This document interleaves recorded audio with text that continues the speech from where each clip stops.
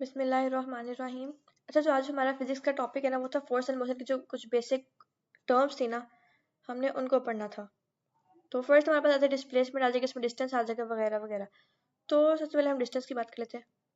Distance क्या होता है? डिस्टेंस असल में होता है एक्चुअल डिस्टेंस, एक्चुअल पाथ जो कि एक बॉडी जिसके थ्रू एक बॉडी मूव करती है, या जितना भी एक्चुअल हम लोग स्पेस कवर करते हैं चलते हुए, भागते हुए, दौड़ते हुए, जब भी एक्चुअल जो होता है ना हमारा डिस्टेंस, उसको हम डिस्टेंस के तौर पे ही रिलेट कर रहे होते हैं। मतलब एक्चुअल पास जो कवर्ड होता है ना, वो हम कहते हैं कि डिस्टेंस है ये।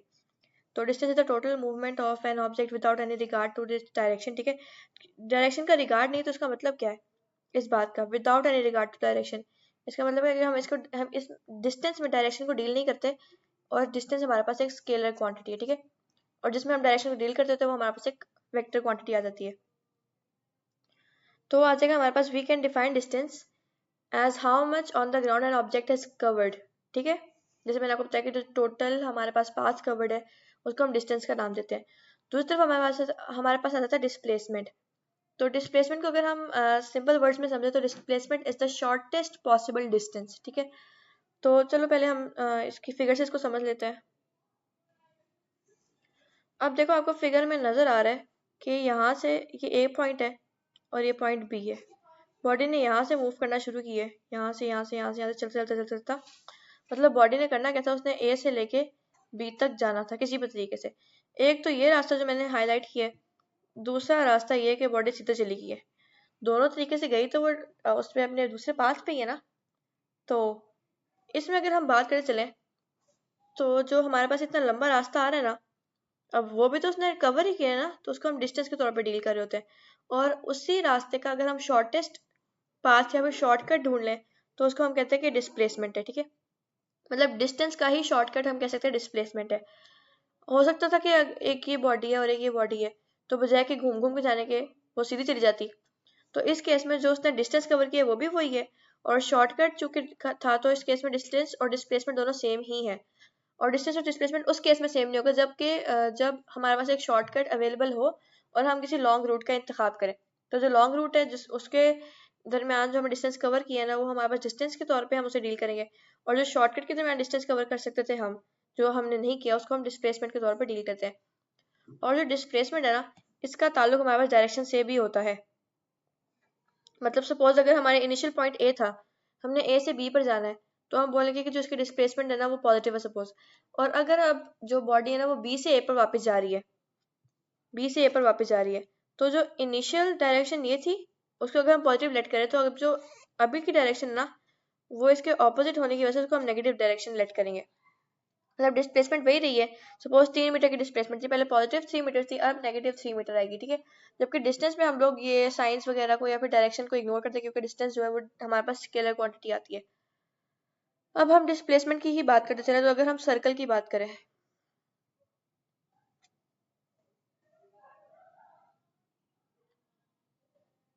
ये वहां पे एक सर्कल आ गया है, इसमें हमारे पास एक पॉइंट ये है,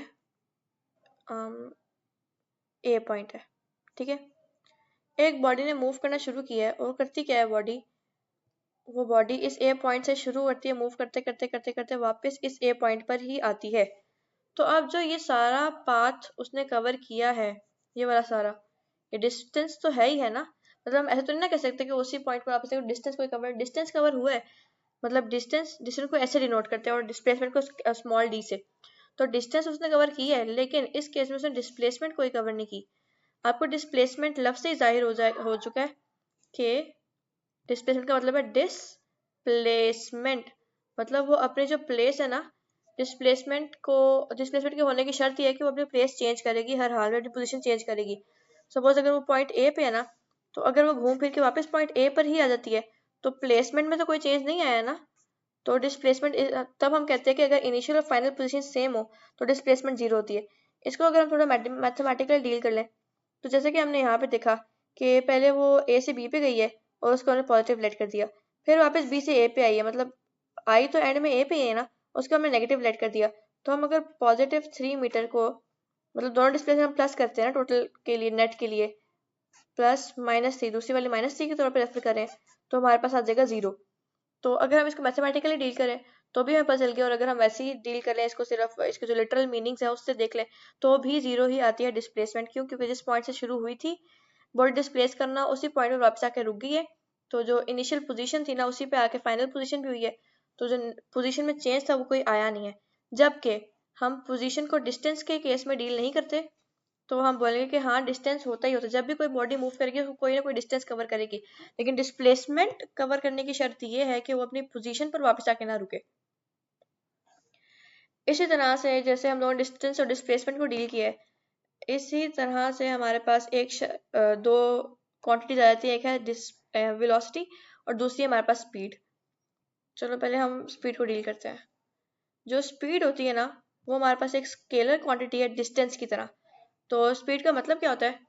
स्पीड का मतलब होता है डिस्टेंस कवर पर यूनिट टाइम। ये इसका फॉर्मूला होता है, speed v is equal to distance. ठीक है, मैंने डिस्प्लेसमेंट नहीं कहा, मैंने डिस्टेंस कहा। डिस्टेंस कवर पर यूनिट टाइम। क्यों? क्योंकि स्पीड स्केलर है और डिस्टेंस भी स्केलर है। तो हम स्केलर के इसलिए स्केलर क्वांटिटी को डील करते हैं। तो स्केलर का मतलब क्या है? अगर हम स्पीड की बात करें कि बॉडी 30 किलोमीटर पर आवर की स्पीड से चल रही है, तो स्पीड की बात करते हुए हम उसकी डायरेक्शन नहीं बताएंगे कि वो लेफ्ट की तरफ जा रही थी, नॉर्थ साउथ ईस्ट वेस्ट जिस मर्जी डायरेक्शन में जा रही थी।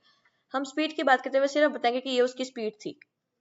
बाकी इसमें क्या आ जाता है हमारे पास कि वेलोसिटी की अगर हम बात करते चलें, तो वेलोसिटी हमारे पास वेक्टर होती है। वेक्टर का मतलब क्या है? It's a vector quantity.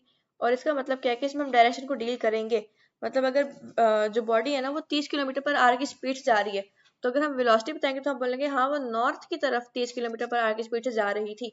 वरना वेलोसिटी अधूरी रह जाएगी। वेलोसिटी को कंप्लीट करने के लिए डायरेक्शन का होना भी ज़रूरी है। और वेलोसिटी का जो फॉर्मूला आ जाता है ना है, वो हमारे पास आता है velocity is equal to displacement पर टाइम। ठीक है, स्पीड में हमने डिस्टेंस को डील किया क्योंकि वो स्केलर है, और वेलोसिटी में हम डिस्प्लेसमेंट को डील करते हैं। और जो वेक्टर क्वांटिटीज होती हैं उनके ऊपर हम ये वाला एरो लगा देते हैं, जिससे हमें पता चलता है कि ये क्वांटिटी वेक्टर है या फिर स्केलर है। मतलब हम स्पीड को भी वी से डिनोट करते हैं, वेलोसिटी को भी। लेकिन जिसके ऊपर ये एरो आ जाएगा उसका मतलब है वेलोसिटी, और जिसके ऊपर एरो नहीं है वो स्पीड है। एरो का मतलब डायरेक्शन भी शो हो रही है, और एरो के बगैर आएगा तो उसका मतलब सिर्फ और सिर्फ हम मैग्नीट्यूड को डील करते हैं इस केस में। वेलोसिटी की कुछ टर्म्स हैं हमारे पास।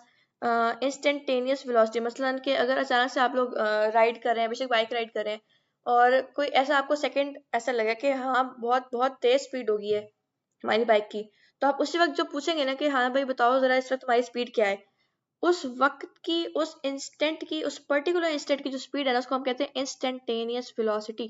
ठीक हो गया?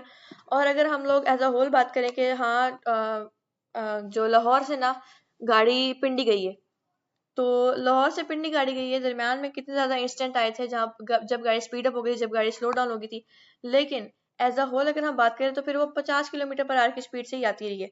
मतलब कहीं वो 60 हो गई थी, कहीं 40 हो गई थी, लेकिन अगर उसकी एवरेज निकालें, मीन वेलोसिटी निकालें, तो वो 50 किलोमीटर पर आ रही है। तो दो इंटरवल्स के दरमियान, मतलब एक स्टार्टिंग इंटरवल था और एक दूसरा इंटरवल है। मतलब अगर 6 बजे गाड़ी चली है, दूसरी वहां पर पहुंची है 9 बजे, तो इन 3 घंटों के दरमियान, दो टाइम इंटरवल्स के दरमियान जो वेलोसिटी चेंजेस हैं उनका मीन ले लें तो उसको हम कहते हैं एवरेज वेलोसिटी। ठीक हो गया?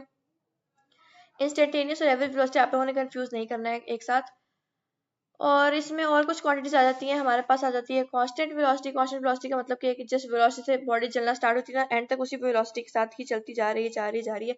2 मीटर के साथ चलना स्टार्ट होती है, 2 मीटर पर सेकंड के साथ ही आगे भी बढ़ रही है, कांस्टेंट रही है वेलोसिटी।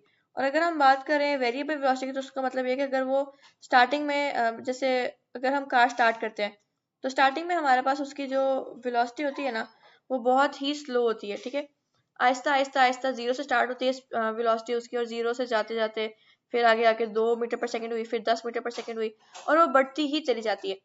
तो हम उसको बोलते हैं कि ये हमारे पास वेरिएबल वेलोसिटी है। वेरिएबल वेलोसिटी भी दो टाइप्स के, एक कॉन्स्टेंटली इंक्रीजिंग है और एक वेरिएबली इंक्रीजिंग है। मतलब कि अगर बॉडी एक स्टार्ट हुई है मूव करना जीरो से, उसके बाद 2 मीटर पर सेकंड उसकी वेलोसिटी होगी, फिर 4 मीटर पर सेकंड वेलोसिटी होगी, फिर 6 मीटर पर सेकंड वेलोसिटी होगी। तो इनमें जो डिफरेंस आ रहा है आप देखो कि पहले सेकंड के अंदर उसने 2 मीटर कवर किए, अगले में उसने फिर 2 किए, अगले में फिर 2 किए। मतलब अगर इक्वल डिस्टेंस कवर हो रही है हर सेकंड के दौरान, तो हम बोलेंगे कि इसको कॉन्स्टेंटली इंक्रीजिंग। ठीक है, कांस्टेंट नहीं है ना, कांस्टेंट का मतलब है 2 ही थी और 2 ही रह रही है, मतलब यहाँ पे भी 2 ही रही है, यहाँ पे भी 2 ही रही है। कॉन्स्टेंटली इंक्रीजिंग वेलोसिटी इसको बोलेंगे। ठीक है, और अगर सपोज हमारे पास ऐसा होता है सीन के पहले 2 थी, 3 हुई, 6 हुई। ठीक है, मतलब पहले इंटरवल में हमारे पास 2 मीटर का चेंज आया, फिर 1 मीटर का चेंज आ रहा है, फिर 3 मीटर का चेंज आ रहा है। अब जो चेंज आ रहा है वो इक्वल नहीं है, तो हम बोलेंगे कि वेरिएबल वेलोसिटी है और वेरिएबली इंक्रीज करती जा रही है। इसी तरह से डिक्रीजिंग वाला केस भी सेम टू सेम ऐसा ही है वो भी, मतलब उसका उल्टा आप कर लो कि आप लोग जा रहे हो सड़क पे, अचानक से स्पीड ब्रेकर आया तो आप लोगों ने क्या करना, आप लोगों ने वेलोसिटी अपनी स्लो डाउन करनी है, कार स्लो डाउन करनी है, तो वो उल्टा हो जाएगा कि पहले आप 6 मीटर पर सेकंड की स्पीड से चल रहे हो, अब 2 की स्पीड से चल रहे हो, अब 1 की स्पीड से चल रहे हो, अब आपने बिल्कुल जीरो कर ली है। तो बस यही केस है। आगे आ जाता है हमारे पास डिस्टेंस और डिस्प्लेसमेंट का मेन डिफरेंस। ठीक हो गया। तो सबसे पहला डिफरेंस तो ये है कि डिस्टेंस जो है तो स्केलर होता है, जबकि डिस्प्लेसमेंट जो है वेक्टर होती है। डिस्टेंस में सिर्फ हम मैग्नीट्यूड को डील करते हैं, जबकि स्केलर में हम डायरेक्शन और मैग्नीट्यूड दोनों को डील कर रहे होते हैं। और चलो, डिस्टेंस क्या है, टोटल लेंथ है पाथ की, जबकि डिस्प्लेसमेंट क्या है, वो शॉर्टेस्ट डिस्टेंस है between the starting and the ending points. और यहाँ पे कुछ एग्जाम्पल है वो आप लोगों ने देख लेनी है। इसी के साथ यहाँ पे स्केलर और वेक्टर की बात बताई हुई है कि डिस्टेंस हमारे पास स्केलर होता है, डिस्प्लेसमेंट हमारे पास वेक्टर होती है। कैलकुलेशन के लिए बताया हुआ है कि डिस्टेंस के कैलकुलेशन के लिए हमें स्पीड और टाइम चाहिए होता है, जबकि डिस्प्लेसमेंट के लिए हमें वेलोसिटी और टाइम चाहिए होता है। क्यों? क्योंकि वेलोसिटी भी स्केलर है और डिस्प्लेसमेंट भी स्केलर है। और मैंने आपको बताया कि जब भी बॉडी ने चलना शुरू कर दिया ना, तो उसका डिस्टेंस कभी भी जीरो नहीं हो सकता और कभी भी नेगेटिव भी नहीं होगा। क्यों? क्योंकि हम डायरेक्शन को तो डील ही नहीं करते। यहाँ से चल के इधर गई, यहाँ से चल के इधर आई वापस, कोई हमें फर्क नहीं पड़ता, हमने कहा बस वो चल रही है। तो डिस्टेंस हमेशा हम पॉजिटिव डील करते हैं और उसकी वैल्यू कभी कभी भी जीरो नहीं हो सकती। क्यों? क्योंकि जब भी उसने चलना स्टार्ट कर दिया है तो फिर उसने कुछ ना कुछ तो एरिया कवर किया ही है ना, तो उसकी वैल्यू कभी भी जीरो नहीं हो सकती। जबकि डिस्प्लेसमेंट जो है ना, वो पॉजिटिव भी हो सकती है, नेगेटिव भी हो सकती है और जीरो भी हो सकती है। जीरो का मतलब क्या, जिस पॉइंट से चलना स्टार्ट किया था उसी पॉइंट पे आके वो रुक गई है। इसी तरह हम स्पीड और वेलोसिटी का भी डिफरेंस फाइंड करते चलें, तो स्पीड हमारे पास स्केलर क्वांटिटी, वेलोसिटी हमारे पास वेक्टर क्वांटिटी। यहाँ पे थोड़ी सी एग्जांपल लिखी हुई है कि हम इनको कैसे जज कर सकते हैं। और इन्हीं में आप लोगों को कुछ टर्म्स देखने को मिलेंगे, जैसे इंस्टेंटेनियस हो गया, मतलब एट द पर्टिकुलर इंस्टेंट उसकी स्पीड वेलोसिटी क्या है, उसको हम इंस्टेंटेनियस के नाम से जान रहे होते हैं। एवरेज का मतलब होता है कि दो पर्टिकुलर इंस्टेंट्स के दरमियान जो टोटल स्पीड रही है बारी बारी, मतलब टोटल जो टाइम था उसके दरमियान स्पीड चेंज हो रही थी, कम और ज़्यादा हो रही थी, लेकिन उस सबका एक एवरेज निकाल लो, एक मीन निकाल लो, तो हमारे पास आ जाती है एवरेज वेलोसिटी या एवरेज स्पीड। और यूनिफॉर्म और कांस्टेंट वेलोसिटी स्पीड का मतलब होता है कि जिस तरह से शुरू हुई थी ना वही स्पीड रही है सारी जिंदगी, सारी रास्ता। और इंक्रीजिंग का मतलब है कि वो इंक्रीज होती जा रही है आहिस्ता आहिस्ता, और ये दो तरह से इंक्रीज हो सकती है, वेरिएबली इंक्रीज करेगी या फिर हमारे पास ये कॉन्स्टेंटली इंक्रीज करेगी। और इसी तरह से डिक्रीजिंग के भी दो केस है, वेरिएबली डिक्रीज करेगी या कॉन्स्टेंटली डिक्रीज करेगी। तो ये सारी बातें आप लोगों ने देख लेनी है। वैसे मैंने आपको एक ओवरव्यू दे दिया है इन सब टॉपिक्स का। तो अच्छा, अगर हम नॉर्मल बात करें हो ना, तो स्पीड और वेलोसिटी को हम इतना बड़ा कंसर्न के तौर पे डील नहीं करते कि हाँ स्पीड की बात करें या वेलोसिटी, क्योंकि हम नॉर्मल अगर बात करें ना तो हम इतना खास डायरेक्शन के बारे में बात नहीं कर रहे होते कि हाँ इस डायरेक्शन में मूव करिए। तो स्पीड और वेलोसिटी को हम एज अ सिंगल क्वांटिटी ही डील कर रहे होते हैं नॉर्मल सर्कमस्टांसेस में। लेकिन जो बच्चे फिजिक्स के हैं ना, उनको ये पता होना चाहिए कि ये दोनों अलग अलग चीज़ें हैं और दोनों में बहुत फ़र्क है। आगे हम बात कर चलते हैं एक्सेलरेशन की।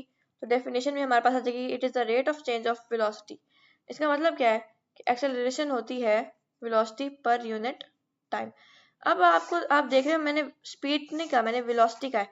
तो चूंकि वेलोसिटी वो है वेक्टर क्वांटिटी है, इस तरह एक्सेलरेशन वेक्टर क्वांटिटी है। और जो एक्सेलरेशन की डायरेक्शन होती है ना, वो वेलोसिटी की डायरेक्शन ही होती है, मतलब जिस डायरेक्शन में वेलोसिटी है उसी डायरेक्शन में एक्सेलरेशन होती है। तो हम बोलेंगे कि पॉजिटिव एक्सेलरेशन है वगैरह, वो हम आगे डील करते हैं पॉजिटिव नेगेटिव एक्सेलरेशन को। चूंकि वेलोसिटी वेक्टर क्वांटिटी है तो एक्सेलरेशन भी वेक्टर क्वांटिटी होगी, ये भी हम लोगों ने बात पढ़ ली है। और नेक्स्ट हमारे पास बात ये इक्वेशन है, the equation for acceleration is delta V over delta T. Delta V का मतलब है कि V final minus V initial over delta T का मतलब है T final minus T initial. ठीक है, ये थोड़ा कॉम्प्लिकेट करके मैंने लिख दिया, आप लोगों ने इतना नहीं सोचना इसके बारे में। एग्जाम्पल दी गई है, a body is moving straight line in a straight line accelerates if its speed slows up और डाउन। ठीक है, ये मैं आपको बता देती हूँ बात थोड़ी क्लियर करके। नीचे हमारे पास एक थोड़ा सा नोट आ जाता है, acceleration is the rate of change of velocity. ठीक है, usually acceleration means the speed is changing. लेकिन एक और बात है, हम लोग एक्सेलरेशन में जो वेलोसिटी है ना उसका मैग्नीट्यूड भी देखना होता है और उसकी डायरेक्शन भी देखनी होती है। तो ये बात आप लोगों ने लाजमी याद रखनी है कि अगर एक्सेलरेशन की बात करें तो हम लोगों ने डायरेक्शन भी चेक करनी होती है। मतलब अगर एक बॉडी सर्कल में मूव कर रही है और हम बोले कि सर्कल में वो कांस्टेंट वेलोसिटी के साथ मूव कर रही है, मतलब 2 मीटर पर सेकंड 2 मीटर पर सेकंड 2 मीटर पर सेकंड, लेकिन उसकी एक्सेलरेशन चेंज हो रही है हर इंस्टेंट पे। क्यों? क्योंकि जो उसकी वेलोसिटी ना उसकी डायरेक्शन हर इंस्टेंट पे चेंज हो रही है। यहाँ पे अगर हम टेंजेंट बनाए तो यहाँ पे इधर था, यहाँ पे ऐसे था, यहाँ पे ऐसे था, यहाँ पे ऐसे था, तो जो उसकी डायरेक्शन है ना वेलोसिटी की वो चेंज हो रही है, मैग्नीट्यूड चेंज नहीं हो रहा लेकिन डायरेक्शन चेंज हो रही है। और जब डायरेक्शन चेंज हो रही है उसका मतलब हमारे पास एक्सेलरेशन भी चेंज हो रही है। अब हम बात करते चले